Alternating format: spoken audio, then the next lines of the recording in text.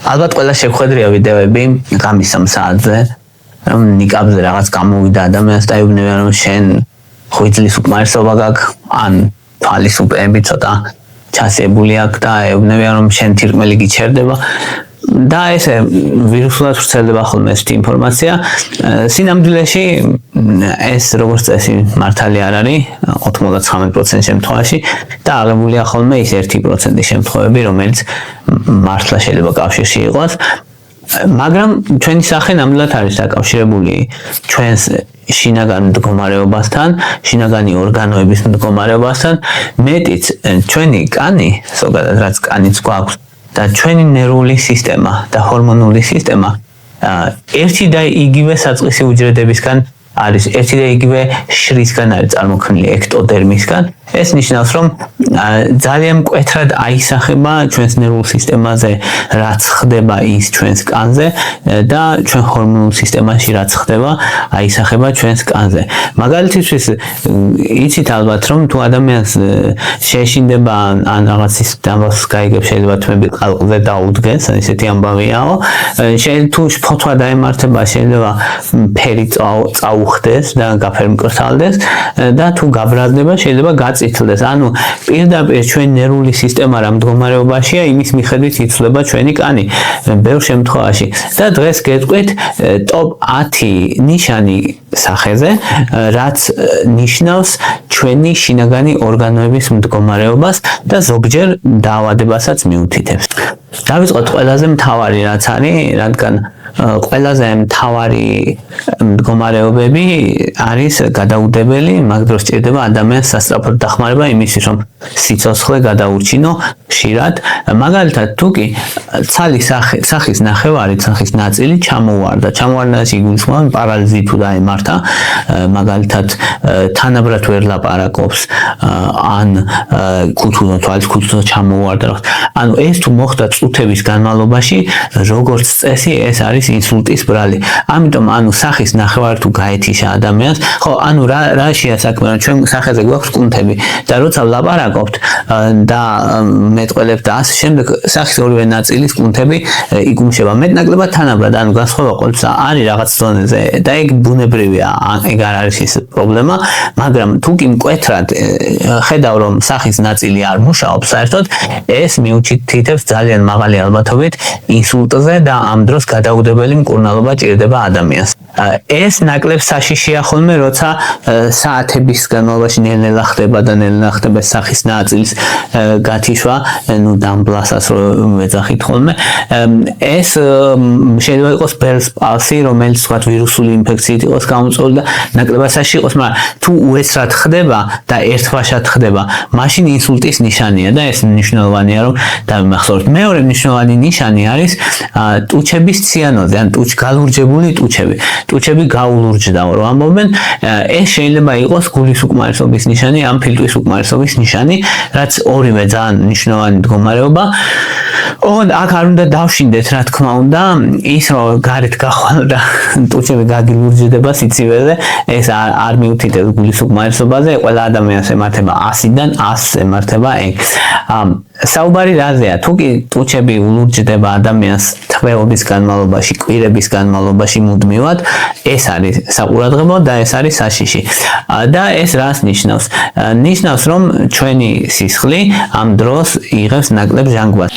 ტუჩებს აქვს ბევრი სისხლძარღვები, უხვათაა სისხლი მომარაგებული და არის თხელი კანი. შესაბამისად, ძალიან კარგად ჩანს, ამიტომ რომ ტუჩები არის, ნუ ვარდისფერი ან წითელი ან ზოგ შემთხვევაში შედარებით ფერმკრთალი, მაგრამ როცა ლურჯდება, იმიტომ რომ ნაკლებ ჟანგბადიანი სისხლია და ნაკლებ ჟანგბადიანი სისხლი არის შედარებით მოლურჯო ფერის, ესე ჩანს ყოველ შემთხვევაში. წითელია, მაგრამ მოლურჯო ელფერის ჩანს კან ქვეშ.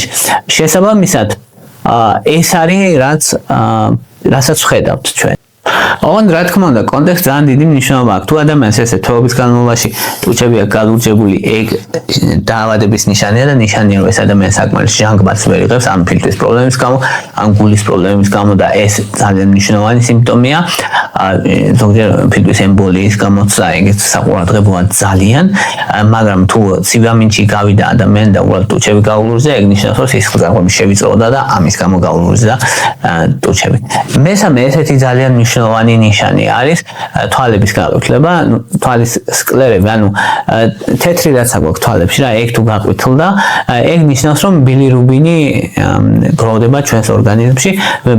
ბილირუბინის წესით სისხლს ბილირუბინისგან წმენს ღვიძლი და ღვიძლი როცა ვერ ფუნქციონირებს, ანუ შეგუბება, შეიძლება მექანიკური იყოს, მოკლედ ღვიძლში ან ნაღველში თუ არის რამე პრობლემა, შეიძლება ბილირუბინი დაგროვდეს სისხლში და ადამიანის გაყვითლება გამოიწვევს. ეგ არის ძალიან მნიშვნელოვანი.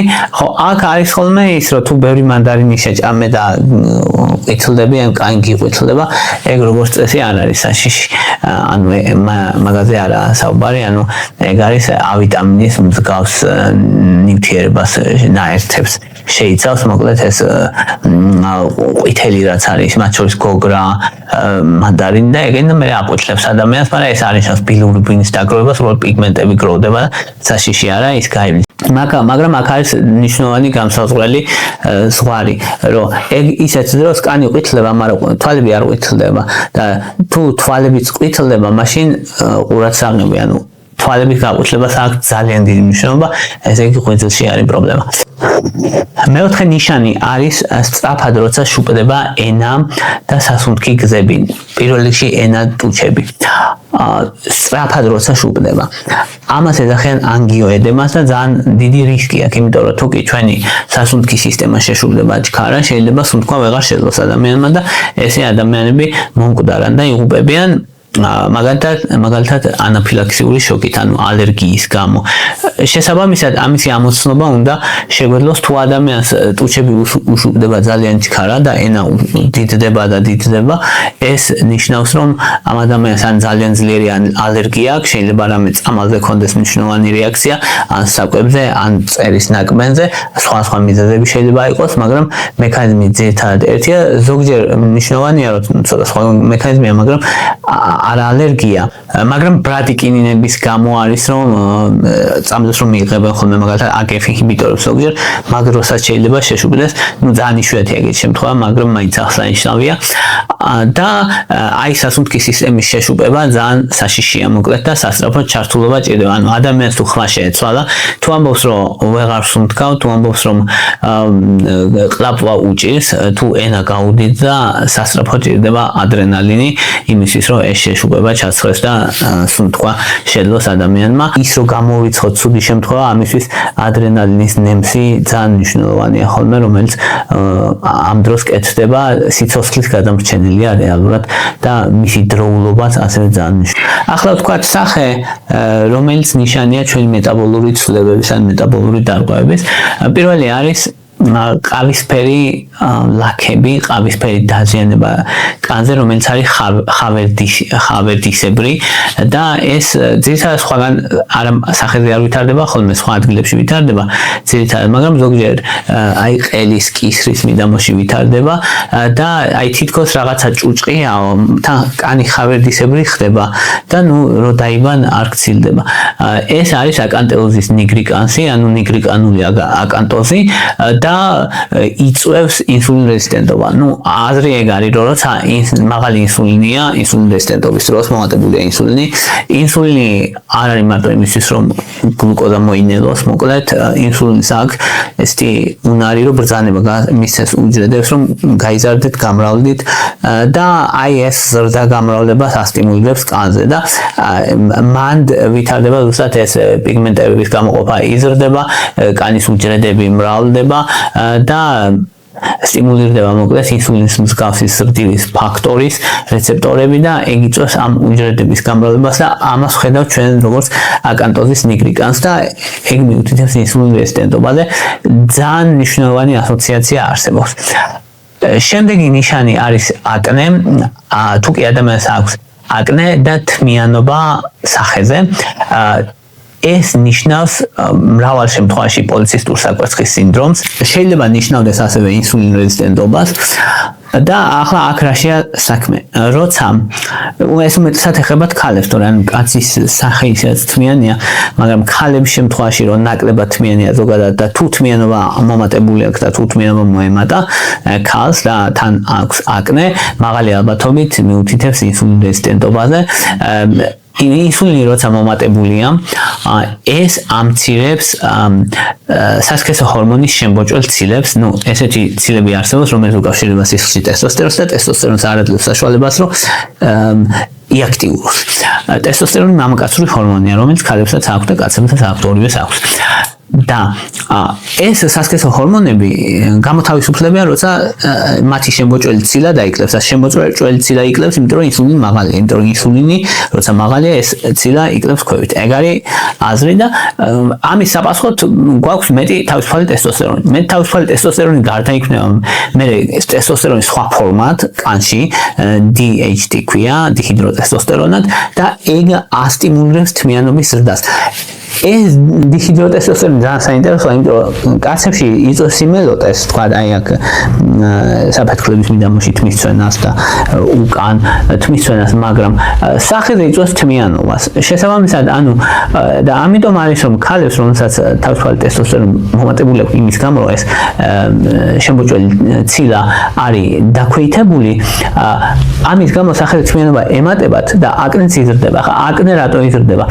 ეს ტესტოსტერონი ასევე ბრძანებას აძლევს კანს, რომ მეტი ცხიმი გამოყოს და კანი ხდება უფრო ცხიმიანი. მეტი ცხიმი რომ გამოყოს, ცხიმის სტრუქტურაც იცვლება, ანუ ცხიმი ხდება უფრო სქელი და უფრო სქელი რო ხდება, კარგად ვერ სუფთავდება, მოკლედ ფორები, საიდანაც გამოდის ცხიმი. და როცა ვერ სუფთავდება კარგად, ეს ხელსაყრელი გარემო იქმნება ბაქტერიებისთვის და ბაქტერიები მრავლდებიან. და ბაქტერიები რომ მრავლდებიან, ამას ჩვენ ხედავთ როგორც აკნეს და ამას ხედავთ როგორც აკნეს და მე ამიტომ რომ აკნეს გამონაყარი აქვს ხოლმე ქალებს და ეს ხშირად არის ინსულინთან ასოცირებული და ინსულინ რეზისტენტობასთან არის ასოცირებული. შემდეგი ნიშანი, რაც სახეზე გვხვდება ხოლმე, არის ქსანტელაზმები. ქსანტელაზმა არის თვალის გარშემო, მოკლედ სადმე შეიძლება იყოს ცხიმების დაგროვება კანქვეშ. ხო, ესე არ მოძრება, ანუ ხელით რო იმასქნა, არ მოძრება, ეს ღრმად არის კანქვეშ და ეს უბრალოდ ცხიმი არ არის, ქოლესტერინია და მიუთითებს იმას, რომ ქოლესტერინის დაგროვება რეალურად, სინამდვილეში ხა იმუნური უჯრედებია, რომ ეს რაღაც ფოყიერი უჯრედების დაგროვება, რომელიც და იქ გროვდება მე ქოლესტერინი და ასე შემდეგ, მაგრამ ჯამში ისაა, რომ ჩვენ ხედავთ ამას როგორც რაღაც გეგმებად ცხიმის დაგროვება არისო, ეს კანქვეშ ასეთი შთაბეჭდილება ჩდება, რომ შეხედავ და ეგ მიუთითებს, რომ ამ ადამიანს შეიძლება ჰქონდეს ქოლესტერინი მაღალი, შეიძლება არა, მაღალი ალბათობით. ზოგჯერ შეიძლება ისეც ჰქონდეს ადამიანს, რომ ქოლესტერინი არ ჰქონდეს მაღალი, მაგრამ იშვიათია. უფრო მეტად ქოლესტერინის მომატებაზე მიუთითებს. აი ასევე თვალებზე, რქოვანის გარშემო, აი ადამიანს რო შეხედავ, მოკლედ ეს ფერადი გარსი რაც არის, იმის გარშემო ხედავ, რქოვანის გარშემოა რგოლად, მაგრამ შენ რასაც ხედავ, ესე ხედავ, რომ გეგონება თეთრი არშია აქო თვალის გარშემო, ანუ თვალის ეს ფერადი კაკალს რასაც სახით შიგნით რა ფერადი, მაგის გარშემო გეგონება ნაცრისფერი არშია არის, ეგეც არის ქოლესტერინის ნაცრისფერი მოთეთრო რა. ეგეც არის ქოლესტერინის დაგროვება.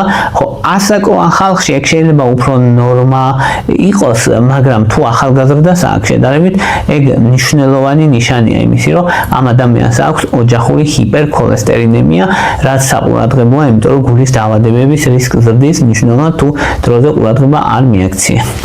და ერთი ძალიან მნიშვნელოვანი ნიშანია კიდე, ფრენკის ნიშანი ქვია. აი ყურის ბიბილო ხო გვაქვს და ყურის ბიბილოში აი ეს ყურის ბიბილოს ზედა ნაწილიდან ქვევითკენ დიაგონალზე ჩნდება ჩანაჭრდები, ჩნდება ხაზივით ესეთი რა. და ეგ არის ძალიან მნიშვნელოვანი მაკავშირებელი გულის დაავადებებთან. ეგ ვისაც აქვს, ძალიან მაღალი ალბათობით ემართება გულის ინფარქტი, გულის შეტევა, ძალიან მაღალი ალბათობით. და ეხლა რაშია საქმე? ჩვენი ყურის ბიბილოს სისხლძარღვები და სისხლძარღვების დაბოლოებები არის ასოცირებული, ან მსგავსია მოკლედ, მათი მდგომარეობა მსგავსია ჩვენს გულში ასოცირებული, ჩვენს გულში არსებულ მცირე სისხლძარღვებთან, ან ძალიან ძლიერი ასოციაცია აქვს. ეს იმას არ ნიშნავს, რომ ერთი და იგივე არ არის, მაგრამ ძალიან გვანად.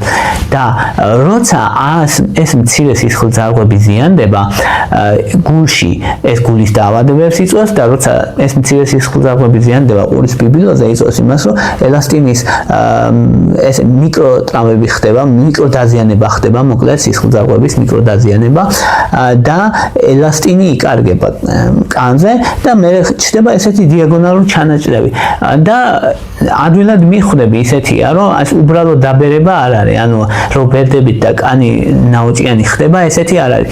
სპეციფიური დიაგონალური ნაოჭია ხედავთ კიდევაც სურათზე და ძალიან ძლიერი სიგნალია იმისი, რომ ამ ადამიანს გულის დაავადება აქვს, ან განვითარდება როგორც მინიმუმ.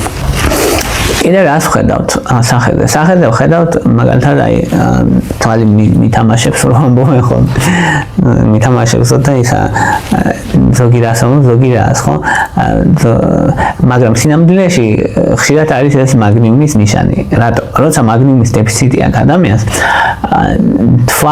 თვალი და ზოგადად კუნთებს აქვს ეს რაღაცა რომ კალციუმი როცა შედის კუნთებში კუნთი იგუმშება და მაგნიუმი აკომპენსირებს ამ კალციუმის შესვლას მოკლედ იმ არხებს რომელთაც შედის მაგნიუმი არეგულირებს ბლოკავს და არ უშვებს ქაოტურად ამ კალციუმს უშვებს მარტო მაშინ როცა გვინდა რომ შეიკუმშოს მაგრამ მაგნიუმის დეფიციტი როცა აქვს ადამიანს მეტი კალციუმი შედის უჯრედებში კუნთებში და ეს მეტი კალციუმი იწვევს ქაოტურ არარეგულარულ შეკუმშვას და ამ შეკუმშვას ხედავთ ჩვენ როგორც ის თვალი რო უციმციმებს და უთამაშებს. ამიტომ არის რომ აი ეს კუნთების უნებლიე სპაზმი ხშირ შემთხვევაში თუ რამე ნევროლოგიური დაავადება არ აქვს სერიოზული ადამიანს გამოწვეული არის ამ მაგნიუმის დეფიციტით.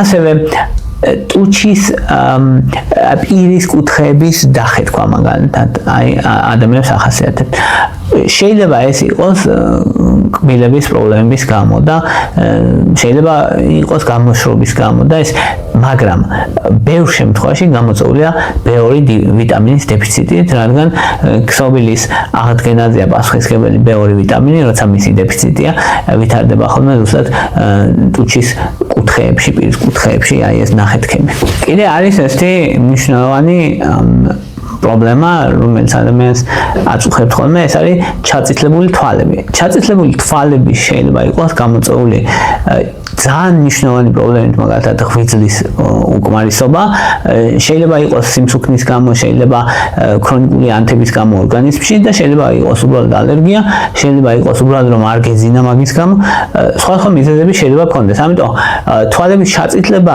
არ არის ესეთი კატასტროფული ნიშანი, როგორიც უმეტესად როგორთაც წარმოაჩენენ ხოლმე, ეს ჩაწითლებული თვალები თუ გრძელდება დიდ ხანს, ქრონიკულად, ეგ შედარებით საშიშია და ნიშნავს იმას, რომ ერთი რომ ღვიძლს აქვს უნარი, მოკლედ რომ დეტოქსი გაუკეთოს ჩვენ ორგანიზმს, რომ გაწმინდეს ჩვენი ორგანიზმი. და როცა ვერ წმენს, ტოქსინები გროვდება, ეგ იწვევს ანთებას და ანთება იწვევს მე სისხლძარღვების გაფართოებას და ეგ აისახება თვალებზე და ამიტომ არის ჩაწითლებული თვალები აქვს იმ ადამიანს, ვისაც ღვიძლის პრობლემა აქვს. ან ვისაც რამე ქრონიკული ანთება აქვს, ზუსტად იგივე მექანიზმი, ანუ ანთება იწვევს სისხლძარღვების გაფართოებას და მე იმ სისხლძარღვების გაფართოებას ვხედავთ ჩვენ თვალებზე. მაგრამ შეიძლება იყოს ალერგია, ალერგიის გამო ქონდეს, ან უბრალოდ შეიძლება გამოუშვეს თვალებზე მაგის გამო ქონდეს, თითქოს კომპიუტერს უყუროს და მაგის გამო ქონდეს. ამ შემთხვევაში ეს საშიში არ არის, მაგრამ განსხვავება ის არის, რომ დაისვენებს და რომ ისა აღდგება ჩვეულებრივად თეთრად ექნება და თუ კი თვეობის განმავლობაში ადამიანს ჩაწითლებული აქვს თვალი და არ გადის, მაშინ საყურადღებოა რა თქმა უნდა და დამატებითი კვლევებია საჭირო, რათა ღვიძლის ფუნქცია და სხვა ორგანოების ფუნქცია შეფასდეს. იგივეა სხვადასხვა ალკოჰოლზე, რომ მოხონდა ნაკლაფშიაო, ემცინო თვალებზე, ეგ არის ხო, რომ ან თვალების სისხლძარღვები უფართოვდება, ალკოჰოლს აქვს უნარი, რომ სისხლძარღვები გააფართოვოს და მე მაგას ვხედავთ ჩვენ და ამიტომ ალკოჰოლიც აფართოვებს კი ბატონო იმას, რა ქვია, თვალების სისხლძარღვებს. და აქვე აღნიშნოთ კიდე ეს ცხვირზე შავი წერტილები ვარი, ეგ შეიძლება იყოს D ვიტამინის ნაკლებობის ბრალი. ხო, ნუ შეიძლება უბრალოდ კანის ცხიმიანობის გამო იყოს და არ არის ისე რომ უნივერსალური წესი არ არსებობს, მაგრამ არის ალბათობა იმის, რომ შეიძლება იყოს D ვიტამინის ნაკლებობის გამო, იმიტომ რომ D ვიტამინი პასუხისმგებელია ამ უჯრედების დიფერენციაციაზე და იმასე, რომ კანმა და კანის უჯრედებმა იფუნქციონირონ ნორმალურად და D ვიტამინის ნაკლებობა იწვევს ხოლმე აი ამ შავ წერტილებს. აი ეს იყო რის თქმაც მინდოდა, ასე შესაძლებელია რომ გავაკეთოთ დიფერენცირება, რას გვეუბნება ჩვენი სახე და როდის არის სერიოზული პრობლემები და შესაბამისად ვიმოქმედოთ. უმეტესად ეს არის ხოლმე არა საპანიკო და არა საშიში, მაგრამ რაც საყურადღებოა ის არ უნდა დავტოვოთ ყურადღების მიღმა. ეს იყო რის თქმაც მინდოდა, მადლობა რომ მისმენთ, მადლობა რომ გაინტერესებთ, თუ გინდათ არხით მხარდაჭერა დალაიქეთ, გამოწერეთ ან დააშიარეთ ან დააკომენტარეთ ვიდეოზე, ვისაც სურვილი გაქვთ და შესაძლებლობა შეგიძლიათ დონაციები გააკეთოთ და ანგარიშის ნომრები მითითებულია აღწერაში და თითოეულ თქვენთაგანს მადლობა ამისთვის, ვინც ანუ ნახულობ ხოლმე რომ ზოგჯერ არის დონაციები და მადლობა ამისთვის და მადლობა რომ მისმენთ და მადლობა რომ გაინტერესებთ.